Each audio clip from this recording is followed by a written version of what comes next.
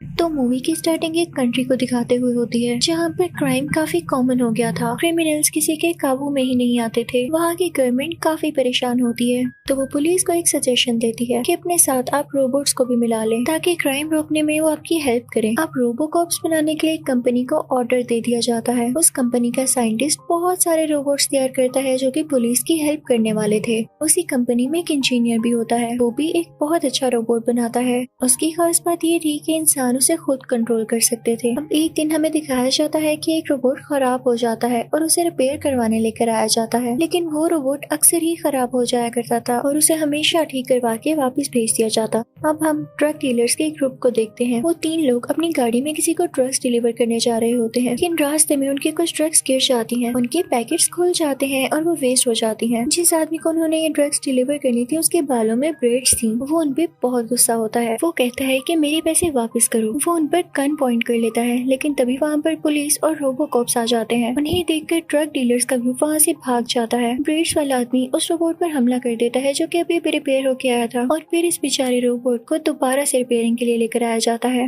लेकिन वो इतनी बार डैमेज हुआ कि इस बार रिपेयर होना उसके लिए पॉसिबल नहीं था। उसकी बैटरी बिल्कुल खराब हो चुकी थी, तो उसे रिपेयर करने की बजाय रिसाइकलिंग के लिए भेज दिया जाता है। यहाँ से सीन चेंज होता है और हम उसी ब्रेड्स वाले आदमी को देखते हैं जो कि उसे ड्रग डीलर को कॉल करता है और उसे कहता है कि मुझे मेरे पैसे वापस कर दो, पुलिस मुझे नहीं पकड़ पाई, ये ना हो कि मैं वहाँ आकर तुम सबको खत्म कर दूं। ये सुन के वो ड्रग डीलर काफी परेशान हो जाता है और अपने साथियों से कहता है कि हम कहाँ से $20 मिलियन लाएं। तो वो तीनों मिलकर डिसाइड करते हैं कि हम एक बहुत बड़ी रॉबरी करेंगे, यानी कहीं से पैसे चुराएंगे। लेकिन वो कहते हैं कि एक मसला है, रोबोकॉप्स हर जगह आ जाते हैं। अब फीमेल ड्रग डीलर भी कह रही होती है कि रोबोकॉप से बचना बहुत मुश्किल है, इसके लिए हमें रोबोकॉप्स के क्रिएटर को पकड़ना होगा ताकि उसको यूज करके हम सारे रोबोकॉप्स को डीएक्टिवेट कर दें। इससे हमारा काम काफी आसान हो जाएगा। हम दूसरी तरफ रोबोट्स बनाने वाली कंपनी में हम उसी साइंटिस्ट को देखते हैं जिसने ये सारे रोबोकॉप्स बना रखे थे। वो किसी नए प्रोजेक्ट पर काम कर रहा होता है जिसमें वो बहुत मेहनत करता है और आखिरकार वो सक्सेसफुल हो जाता है। वो फौरन से भागकर अपनी बॉस के पास जाता है और उसे सब कुछ बताता है। कहता है कि अगर मैंने ये तरीका रोबोट्स बनाने पर इम्प्लीमेंट कर दिया तो मैं काफी ज्यादा सक्सेसफुल हो सकता हूँ। वो एक ऐसा रोबोट होगा जो कि बोल भी सकेगा, इवन सोच भी सकेगा,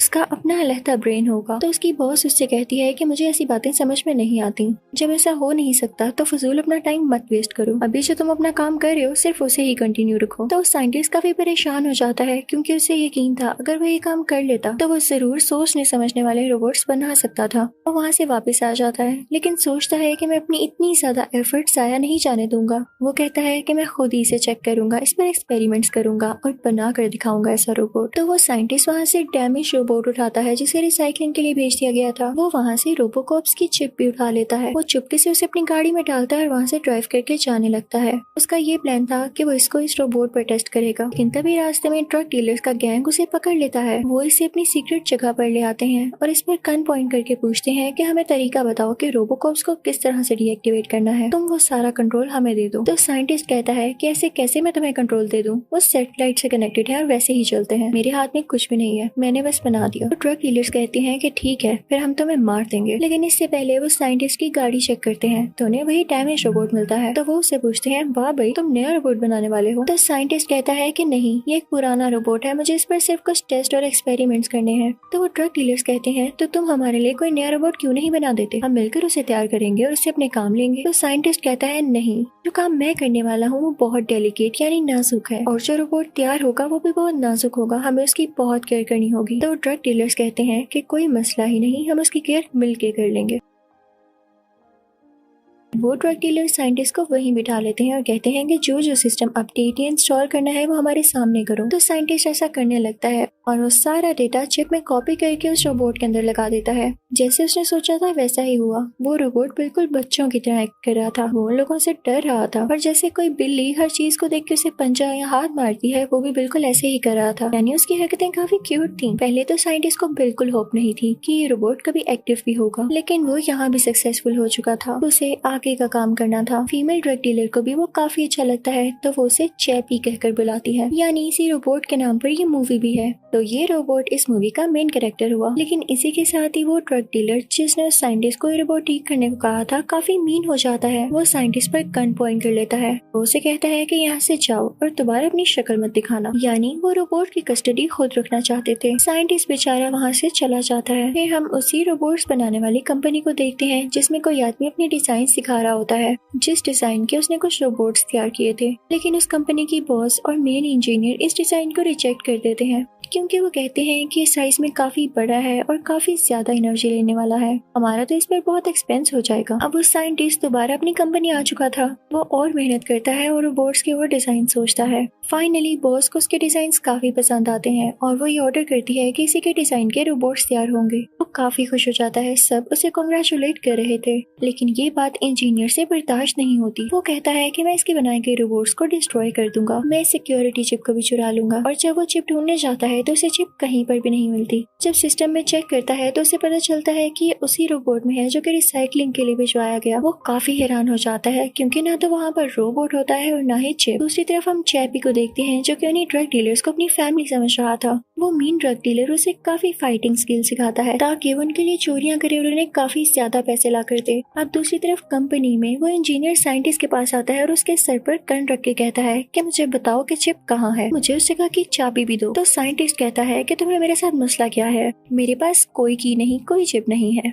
इंजीनियर अपनी गन शूट कर देता है लेकिन लकीली उसमें कोई बुलेट नहीं होती। तो इंजीनियर सबसे कहता है कि डरो नहीं भाई, मजाक था ये। और ये कहता वो वहाँ से चला जाता है। साइंटिस्ट के जहन में कुछ आता है, वो फौरन से चैपी से मिलने जाता है। इंजीनियर भी उसे देख चुका था तो उसे काफी सस्पेंस होता है और वो भी उसके पीछे जाता है। साइंटिस्ट चैपी के पास जाके कहता है कि मेरी बात ध्यान से सुनो, तुम कोई गलत काम नहीं करोगे। वो उसे काफी समझाता है, तुम एक अच्छे रोबोट हो, मेरे से प्रॉमिस करो कि हमेशा ही अच्छे बन के रहोगे। तो चैपी उससे प्रॉमिस कर लेता है और साइंटिस्ट काफी खुश हो जाता है। वो चैपी से कहता है कि आओ मैं तुम्हें पेंट करना सिखाता हूँ, और फिर वो उसे पेंटिंग सिखाने लगता है। उसके पास फीमेल ड्रग डीलर भी खड़ी होती है लेकिन उसे कुछ भी नहीं कह रही होती। लेकिन तभी वहाँ पर वो मीन ड्रग डीलर आ जाता है। वो साइंटिस्ट को यहाँ दोबारा से देख के काफी गुस्सा होता है और उसे मार कर वहाँ से निकाल देता है कि आइंदा अगर तुम आए तो मैं तुम्हें जान से मार दूंगा। अब वो मीन ड्रग डीलर चैपी को एक जगह पर लेकर जाता है जहाँ पर बहुत बुरे लड़के और गैंगस्टर्स होते हैं। वो उन गैंगस्टर से कहता है कि इसको मारो, मैं इसकी एबिलिटी चेक करना चाहता हूँ, इसे और पावरफुल बनाना चाहता हूँ, तुम लोग इसकी प्रैक्टिस करवाओ। अब वो बुरे लड़के चैपी पर अटैक करने लगते हैं लेकिन चैपी क्योंकि एक रोबोकॉप नहीं था और वो एक बच्चे की तरह फील करता था तो वो काफी डरने लगता है। वो आगे से फाइट बैक ही नहीं कर पाता। पूरे लड़के उस पर पत्थर फेंकते हैं जिसकी वजह से उसकी बॉडी में आग लग जाती है और वो कैसे तैसे करके वहाँ से भाग जाता है। दूसरी तरफ वो इंजीनियर चैपी को लोकेट कर चुका था।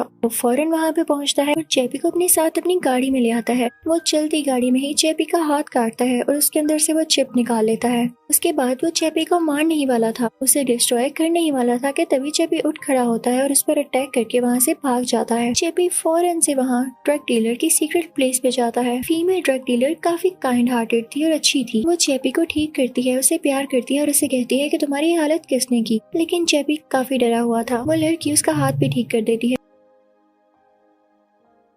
अब सुबह हो जाती है और वो मीन ड्रग डीलर उस रोबोट यानी चैपी से कहता है कि मेरी गलती है कि मैंने तुम्हें बुरे लड़कों में छोड़ दिया और तुमने इतनी मार खाई, लेकिन सुनो तुम्हें अपने ही डिफेंस के लिए लड़ना आना चाहिए, मैं तुम्हें गन यूज करना भी सिखाऊंगा। लेकिन चैपी ऐसा कोई काम नहीं करना चाहता था क्योंकि उसने उस साइंटिस्ट से प्रॉमिस तो ले लिया था। अब जब वो बुरा ड्रग डीलर नोटिस करता है कि तो मेरी बात ही नहीं सुन रहा तो वो उसे अपनी बातों में लाने के लिए ट्रिक यूज करता है। वो उसे कहता है कि चलो ठीक है, तुम गन इसलिए यूज नहीं करे कि लोग मरेंगे, तुम्हें लोगों का इतना ख्याल है तो चलो मैं तुम्हें दूसरे वेपन यूज करना सिखाता हूँ जिससे लोग सिर्फ सो जाते हैं, उनको कोई चोट नहीं आती। अब चैपी का माइंड बिल्कुल बच्चों के जैसा था तो उसकी बातों में आ जाता है। तो इस बात का फायदा उठाते हुए वो पूरा ड्रग डीलर उसे बाकी वेपन्स यूज करना सिखा देता है। अब आज वो दिन होता है जब उन ड्रग डीलर्स ने कोई बहुत बड़ी चोरी करनी थी लेकिन उनके पास ऐसे वेपन्स नहीं थे, यानी एडवांस वेपन्स जिनसे वो लोगों को मार सके और डरा सके। अब पूरा ड्रग डीलर चैपी को अपने से बनाई गई एक और स्टोरी सुनाने लगता है। वो कहता है कि चैपी मेरी गाड़ी को चुरा कर भाग गया, तुम देखो जरा सबसे गाड़ियां तो लेकर आओ मैं देखूं कि कौन सी मेरी है। अब चैपी था बच्चा, यानी वो बच्चों के जैसे सोचता था, तो वो फिर से उसकी बातों में आ जाता है और सब लोगों को गाड़ी से निकाल फेंकता है।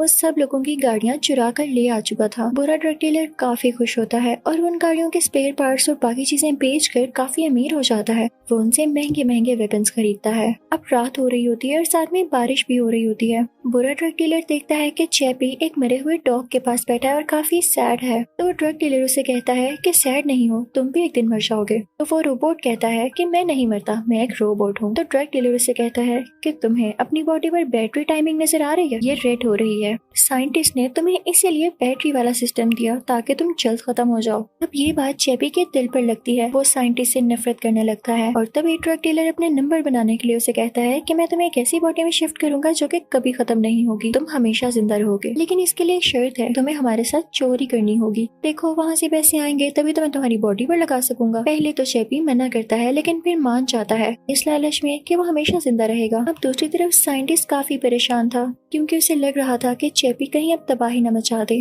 वो सोचता है कि मैं उसे समझाने जाता हूँ। तो जैसे ही वो उनकी सीक्रेट जगह पर जाता है और चैपी को बुलाता है तो चैपी उसकी बात सुन के भी उसे इग्नोर करता है और कोई रिस्पॉन्स नहीं देता क्योंकि अब उसके दिल में साइंटिस्ट के लिए नफरत आ चुकी थी। साइंटिस्ट उसके पीछे पीछे जाता है और कहता है तुम मेरी बात क्यों नहीं सुन रहे हो। तो चैपी कहता है कि मुझसे और कोई बात मत करना, तुमने मुझे ऐसी बॉडी में डाला है ना कि मैं जल्द मर जाऊं। तो साइंटिस्ट कहता है कि ऐसी बात नहीं है, तुम्हें किसने कह दिया, तुम अकेले ही रोबोट नहीं हो जिसमें बैटरी लगी है। दूसरी तरफ इंजीनियर काफी जेलस था तो उस सिस्टम का यूज करके साइंटिस्ट के बनाए गए सारे रोबोट्स को कोलैप्स कर देता है, यानी उनके सिस्टम क्रैश कर देता है। पूरे मुल्क के रोबोट्स अब खत्म हो चुके थे, डिस्ट्रॉय हो चुके थे। क्रिमिनल्स को खुली छुट्टी मिल गई थी। वो पूरी कंट्री में तबाही मचाने लगते हैं। इसी के साथ चैपी को भी कुछ होने लगता है, उसका भी सिस्टम क्रैश होने लगता है। लेकिन साइंटिस्ट को फौरन से पता चल जाता है, उसे लैब में लेकर आता है, उसे ठीक करता है और फौरन से उसके सिस्टम को रिबूट कर देता है ताकि डिस्ट्रॉय होने से पहले वो बच जाए। अब चैपी को होश आ जाता है और वो साइंटिस्ट के गले लग जाता है। उधर ही एक और बड़ा सा रोबोट होता है, वो चैपी को काफी पसंद आता है तो वो साइंटिस्ट से कहता है कि मुझे इस बॉडी में ट्रांसफर कर दो, मुझे ये अच्छी लगी है और मैं हमेशा जिंदा भी रहूंगा। तो साइंटिस्ट कहता है कि नहीं, वो एक आर्टिफिशियल इंटेलिजेंस है, वो सिर्फ एक रोबोट है और तुम तो इंसानों की तरह सोच सकते हो, तुम्हारा डाटा कहीं भी कॉपी या ट्रांसफर नहीं हो सकता क्योंकि तुम्हारी अपनी सोच है। तो चैपी उससे नाराज हो जाता है और लड़ने लगता है कि तुम तो चाहते ही नहीं कि मैं जिंदा रहूं।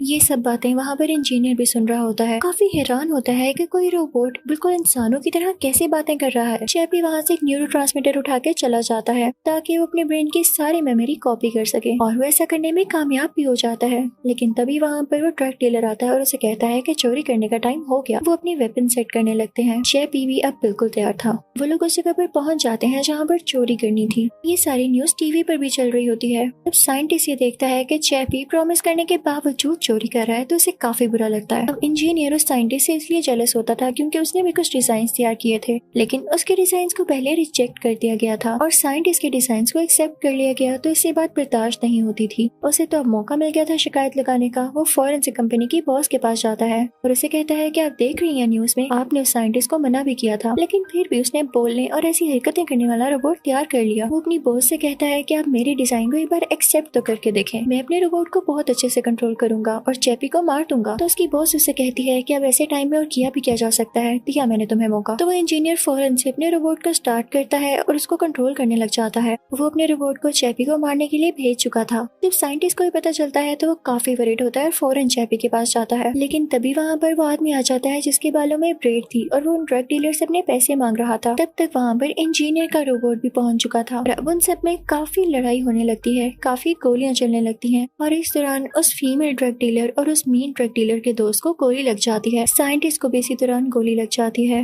लेकिन जब चैपी ये देखता है कि साइंटिस्ट को कुछ हुआ है तो रहा उससे भी नहीं जाता क्योंकि कहीं ना कहीं वो उससे प्यार भी करता था। फीमेल ड्रग डीलर भी उसके साथ होती है और वो जख्मी साइंटिस्ट को अपने साथ लेकर चले जाते हैं। दूसरी तरफ वो मेन ड्रग डीलर उस बड़े रोबोट जो कि इंजीनियर का था उसे रोकने की कोशिश कर रहा होता है, वरना ये रोबोट इसे भी मार देता। लेकिन वो रोबोट इतना ह्यूज था कि वो उस मेन ड्रग डीलर पर अटैक करने वाला होता है। लेकिन फीमेल ड्रग डीलर ये देख लेती है और उस रोबोट पर फायर करने लगती है। तो वो रोबोट काफी गुस्से में आ जाता है और इस मेन ड्रग डीलर को छोड़ के उस फीमेल ड्रग डीलर की तरफ जाने लगता है। वो जायंट रोबोट उस फीमेल ड्रग डीलर को मार डालता है। चैपी उसको अपनी माँ समझता था तो ये देख के उसे काफी गुस्सा आता है। तो वो एक बॉम्ब का यूज करके उस जायंट रोबोट को एक्सप्लोड कर देता है। उसके बाद वो साइंटिस्ट को गाड़ी में बिठाता है और खुद ड्राइव करके उसे कंपनी लेकर जाता है। कंपनी पहुंचते ही इंजीनियर उनका इंतजार कर रहा होता है और उन पर अटैक करने लगता है, लेकिन चैपी को पहले ही उस पर गुस्सा था तो उल्टा उस पर अटैक कर देता है, क्योंकि वो जानता था कि इस जायंट रोबोट को कंट्रोल करने वाला यही है। चैपी उस इंजीनियर को काफी मारता है और उसे बेहोश कर देता है।